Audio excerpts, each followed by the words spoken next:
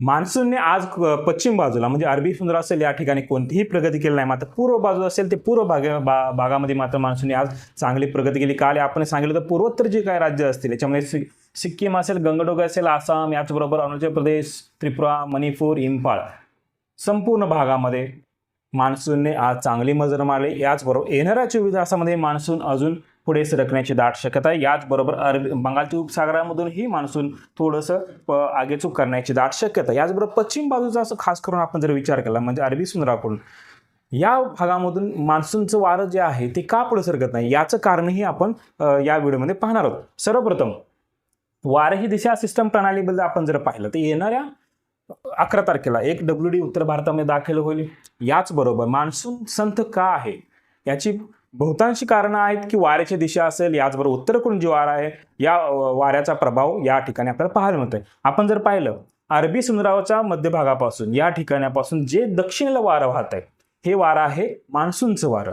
या ठिकाणी कर्नाटक असेल, गोवाचा दक्षिण भाग असेल आणि राज्याचा जो सिंधुदुर्ग असेल, रत्नागिरीचा दक्षिण भाग असेल या भागापर्यंत मान्सूनचं वारं वाहत आहे. याचबरोबर कर्नाटक असेल, केरळ असेल या भागामधून जे वारं आहे अरबी समुद्रामधून वारं डायरेक्टली कोकण किनारपट्टी भागामध्ये आपल्याला पाहायला मिळत आहे. याच्या उलट उत्तरेचा जर विचार केला, उत्तरेला जे वारं आहे ते गल्फ कंट्रीज जे आहेत, याचबरोबर दुबई असेल, तसेच पाकिस्तानचा अफगाणिस्तानचा भाग असेल या भागामधून जे वारं आहे ते वारं अरबी समुद्रात दाखल झाल्यानंतर मुंबईच्या उत्तर भागापासून वारं जे आहे ते देशांत जातं. याचबरोबर गुजरातच्या भागापासून हे देशामध्ये प्रवेश करतंय, राजस्थानमध्ये प्रवेश करतंय आणि हे वारं राजस्थानमध्ये प्रवेश केल्यानंतर आणि अरबी समुद्रात आल्यानंतर राजस्थानमध्ये जायच्या अगोदर या ठिकाणी बाष्पयुक्त वारं आहे, आर्द्रताला वारं आहे. हे आर्द्रता वारं उत्तरेला गेल्यानंतर दिल्ली असेल, याचबरोबर दिल्लीपासून दक्षिण वारं येते आणि काही वारं जे असेल ते उत्तर प्रदेश असेल या भागामध्ये पाहायला मिळते. यामुळे राजस्थान असेल, गुजरात असेल, मध्य प्रदेशचा बहुतांश भाग आणि उत्तर प्रदेश, बिहारपर्यंत या भागामध्ये आपल्याला टेम्परेचर ही जास्त पाहायला मिळते. मुंबई असेल, ठाणे असेल, पालघर असेल, रायगडचा बहुतांश भाग असल्या या ठिकाणी रात्रीची उमस पाहायला मिळते. रात्रीची गरमी अतिशय प्रचंड त्या ठिकाणी पाहायला मिळते. याचबरोबर हे जे वारं आहे ते येणाऱ्या 1 ते 2 दिवसातच याचा प्रभाव हा कमी होणार आहे आणि मान्सून शक्यतो करून येणार 1 ते 2 दिवसात पुढे सरकण्याची शक्यता आहे, तीही पश्चिम बाजूला. याचबरोबर दुसरी ट्रफ रेषा जी आहे ती ट्रफ रेषा राजस्थान असेल, याचबरोबर मध्य प्रदेश पासून जी आहे ती ओडिसापर्यंत अशी विखुरलेली स्वरूपामध्ये पाहायला मिळत आहे. याचबरोबर आज दिवसभराचं जर पाहिला तर आज दिवसभर राज्यामधील दक्षिण भाग जो असेल म्हणजेच कोकणाचा दक्षिण भाग, रत्नागिरी असेल, सिंधुदुर्ग असेल या ठिकाणी मान्सून पाऊस सुरू आहे. मात्र याचा जोर हा अत्यंत कमी आहे. मुसळधार किंवा अतिशय जोरदार स्वरूपात पाऊस सध्या राज्यात नाही आहे. म्हणजे मान्सून पाऊस जोरदार नाही आहे. जो पाऊस जोरदार स्वरूपाचा पाहायला मिळतो तो प्री मान्सून पाऊस पाहायला मिळतो. अचानकपणे जे ढग तयार होतात, जे ढग आहेत ते पूर्वेकडून येतात. हे पूर्वेकडून जे ढग येतात तो मान्सूनचा पाऊस नाही. जे ढग पश्चिमेकडून येतात, पश्चिमेकडून जे वारं वाहते तो आहे मान्सूनचा पाऊस.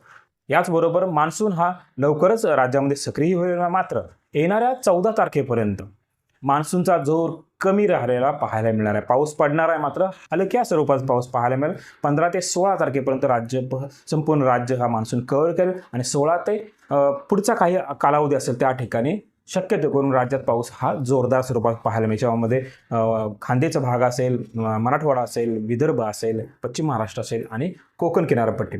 याचबरोबर सध्याचे लेटेस्ट सॅटेलाइट इमेजनुसार जर पाहिलं सांगली असेल, कोल्हापूर, याचबरोबर रत्नागिरी, सिंधुदुर्ग, धाराशिव असेल, बीडचा उत्तर भाग असेल, यवतमाळ आणि गडचिरोली, याचबरोबर नांदेडचा उत्तर भाग, अमरावतीचा काही भाग असेल या ठिकाणी पावसाचे ढग पाहायला मिळते. याचबरोबर आज रात्री पावसाचा अंदाज जर पाहिला लेटेस्ट सॅटेलाइट इमेजनुसार जर पाहिलं तर सांगलीचा जत असेल, कवठेमहांकाळ, मिरज, तासगाव, वाळवा, खानापूर, आटपाडी, पलूस असेल या ठिकाणी जोरदार स्वरूपात पाऊस पाहायला मिळेल. काही जे अवतीभोवतीचे गावं असतील त्या ठिकाणी फक्त हलक्या स्वरूपात पाऊस पाहायला मिळेल. याचबरोबर कोल्हापूरचं गडहिंग्लज, आजरा, चंदगड, बोदरगड, राधानगरी, गगनबावडा या ठिकाणी हलक्या स्वरूपात पाऊस. संपूर्ण सिंधुदुर्ग जिल्हा, याच्या वेंगुर्ला, सावंतवाडी, कुडाळ, मालवण, देवगड, वैभववाडी, कणकवली असेल या ठिकाणी हलक्या स्वरूपात पाऊस पाहायला मिळेल. राजापूर, लांजा, पाचल या ठिकाणी जोरदार स्वरूपात पाऊस. दापोली, याचबरोबर पोलादपूरचा दक्षिण भाग असेल, गुहागर, चिपळूण या ठिकाणी आपल्याला हलक्या स्वरूपात पाऊस पाहायला मिळेल. सातारा, पाटण, कराड आणि महाबळेश्वर या ठिकाणी ढगाळ वातावरण पाहायला मिळेल. एक दुसऱ्या स्वरूपामध्ये हलक्या स्वरूपाची सरी त्या ठिकाणी पाहायला मिळण्याची शक्यता आहे. याचबरोबर सोलापूरचा दक्षिण भाग असेल, सांगोला, मंगळवेढा या ठिकाणीही आज रात्री पावसाची दाट शक्यता आहे. बीडचा पाहिला, बीड, बीडचा पश्चिम भाग, बीड, पाटोदा, जामखेड, आष्टी, पाथर्डी या ठिकाणी 1-2 स्वरूपाचा जोरदार स्वरूपाचा पाऊस पाहायला. मात्र आजूबाजूचा एरिया जर पाहिला तर आजूबाजूच्या एरियामध्ये ढगाळ वातावरण व तुरळक स्वरूपाचा पाऊस पाहायला मिळेल. काही ठिकाणी पाऊस पाहायला मिळणार नाही, मात्र ढग त्या ठिकाणी दाटलेले असतील. लाइटनिंग थंडरची ॲक्टिव्हिटी त्या ठिकाणी पाहायला मिळेल. याचबरोबर अहिल्यानगरचा राहुरी, श्रीरामपूर या ठिकाणी एक ढग पाहायला मिळतोय, मात्र या ढगातून शक्यतो करून पावसाची शक्यता ही फार कमी आहे. याचबरोबर खानदेशमध्ये जळगाव, पारोळा, बडगाव या भागामध्ये एक ढग पाहायला मिळतोय, मात्र या ढगामधून ही जास्त पाऊस नाही, फक्त ढग पाहायला मिळतील. झाला पाऊस तर 1-2 गावापुरताच मर्यादित पाऊस पाहायला मिळेल.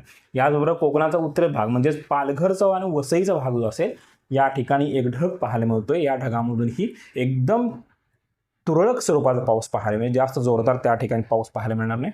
याचबरोबर नांदेडचा उत्तर भाग, किनवट असेल, यवतमाळ, पांढरकवडा, मोरेगाव, वणी, याचबरोबर उमरखेड हा जो पट्टा असेल या ठिकाणी 1-2 स्थानिक स्वरूपात जोरदार स्वरूपाचा अवतीभोवती पाऊस हा कमी स्वरूपात राहणार आहे.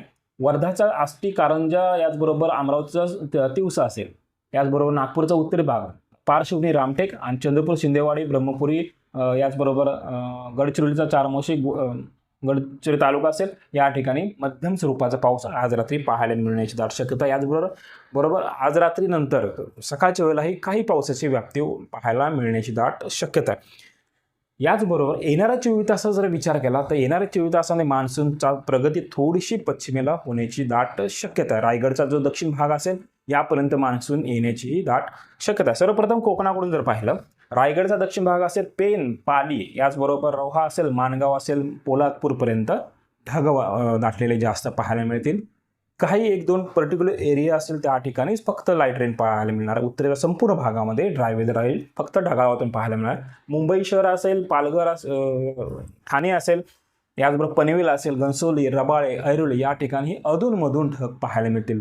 खरं तर जर पाहिलं 10 जून ही मुंबईमध्ये दरवर्षी मुंबईमध्ये 10 जूनला पाऊस येतो, मात्र मान्सूनचा पाऊस हा मुंबईमध्ये अजून 1 ते 2 दिवस लेट होण्याची दाट शक्यता आहे. याचबरोबर रत्नागिरीचा संपूर्ण भाग असेल, याचबरोबर सिंधुदुर्गचा समुद्रसपाटीचा भाग असेल, या ठिकाणी हलक्या स्वरूपात पाऊस, तसेच सावंतवाडी, कणकवली, वैभववाडी हा घाटमाथ्याचा भाग असेल, या ठिकाणी ढगाळ वातावरण तुरळक स्वरूपात पाऊस पाहायला मिळेल.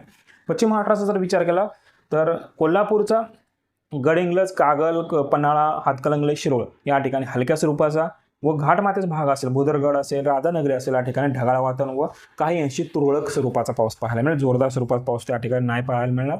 सांगली जिल्ह्याचा विचार केला, शिराळा, वाळवा, तासगाव, कवठेमहांकाळ, मिरज, इस्लामपूर असेल, आष्टा असेल या ठिकाणी आपल्याला हलक्या स्वरूपाचा पाऊस पाहायला मिळेल. याचबरोबर इतरत्र भाग पाहायला पलूस असेल, खानापूर, विटा, आटपाडी, कवठेमहांकाळ आणि जतचा पश्चिम भाग असेल या ठिकाणी ढगाळ वातावरण पाहायला मिळेल व दुपारनंतर काही अंशी त्या ठिकाणी पाऊस पाहायला मिळू शकतो. सातारा जिल्ह्याचा जो पश्चिम भाग असेल, मेळा, वाई, सातारा, शिरवळचा काय भाग असेल, कराडचा भाग असेल या ठिकाणी आपल्याला ढगाळ वातावरण तुरळक स्वरूपाचाच पाऊस त्या ठिकाणी पाहायला मिळणार आहे. याचबरोबर सोलापूरचं पाहिलं, मोहोळ, बार्शी या ठिकाणी एक दुसऱ्या स्वरूपामध्ये जोरदार स्वरूपाचा पाऊस पाहायला मिळेल, मात्र तो त्याचा एरिया असेल तो सीमित असेल, काही एरिया पुरताच मर्यादित असेल. मात्र त्याच्या अवतीभोवती जर पाहिलं तर ढगाळ वातावरण तुरळक स्वरूपाचा पाऊस पाहायला मिळेल. याच्यामध्ये अक्कलकोट असेल, दक्षिण सोलापूर असेल, उत्तर सोलापूर असेल, पंढरपूर, करमाळा, याचबरोबर बार्शीचा काय भाग असेल या ठिकाणी आपल्याला ढग दाटलेले पाहायला मिळतील.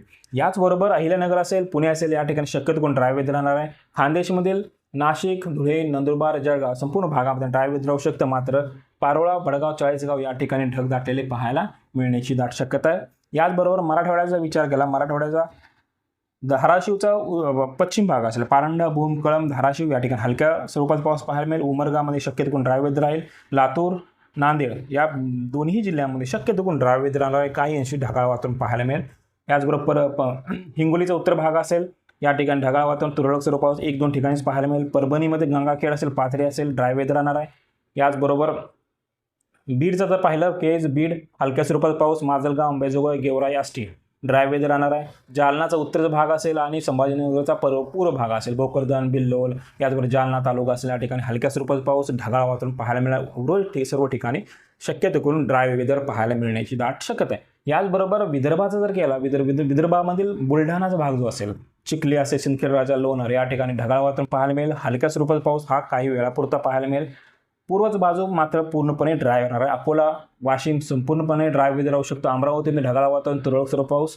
याचबरोबर यवतमाळचा पश्चिम भाग असेल, महागाव, उमरखेड, दिग्रस, याचबरोबर बाबुळगाव असेल, नेर असेल, द्वारका असेल या ठिकाणी हे ढग दाटलेले पाहायला मिळतील. याचबरोबर पूर्व बाजू असेल वर्धा, चंद्रपूर, नागपूरचा दक्षिण भाग, भंडारा, गोंदिया आणि बहुतांश गडचिरोलीचा संपूर्ण भाग या भागामध्ये ड्राय वेदर येणार आहे. नागपूरचा उत्तरेचा भाग जर पाहिलं, काटोल, नरखेड, पारशिवनी, रामटेक या ठिकाणी अधूनमधून ढग दाटलेले पाहायला मिळण्याची दाट शक्यता आहे. याचबरोबर IMD म्हणजे हवामान खात्याच्या अंदाजानुसार जर पाहिलं तर येणाऱ्या 24 तासासाठी ठाणे, पालघरचा उत्तर भाग असेल या ठिकाणी गरम हवा राहण्याची शक्यता आहे, उष्णता राहण्याची शक्यता आहे. उष्ण व दमट हवामान रात्रीही त्या ठिकाणी पाहायला मिळेल. याच्या व्यतिरिक्त रत्नागिरी असेल, सिंधुदुर्ग असेल, हलक्या मध्यम स्वरूपात पाऊस पाहायला मिळेल. येलो अलर्ट आहे त्या ठिकाणी. सातारा जिल्हा, सांगली, सोलापूर, धाराशिव असेल, लातूर, याचबरोबर बीड असेल, याचबरोबर बुलढाणा, अकोला, अमरावती, वाशिम, यवतमाळ, वर्धा, नागपूर आणि भंडारा या ठिकाणी लाईटनिंग थंडरस्टॉर्मचा येलो अलर्ट जारी करण्यात आला आहे. याचबरोबर नांदेड, हिंगोली, परभणी, जालना, छत्रसंभारनगर, जळगाव असेल, धुळे, नाशिक, याचबरोबर अहिल्यानगर, पुणे, ठाणे, मुंबई, रायगड असेल आणि कोल्हापूर या ठिकाणी लाईटनिंग थंडरस्टॉर्मचा काही प्रमाणामध्ये ॲक्टिव्हिटी होऊ शकतात. मात्र या ठिकाणी सध्या कोणताही अलर्ट त्या ठिकाणी पाहायला मिळाला नाही. तर हे होतं येणाऱ्या 24 तासाचं राज्याचं हवामान अपडेट. जर आता आपण हवामान अपडेट या यूट्यूब चॅनल सबस्क्राईब केलं नसेल आणि तुम्हाला ही माहिती उपयुक्त वाटत असेल तर तुम्ही ही तुमच्या जे शेतकरी बंधू असतील यांना तुम्ही नक्की शेअर करा. धन्यवाद.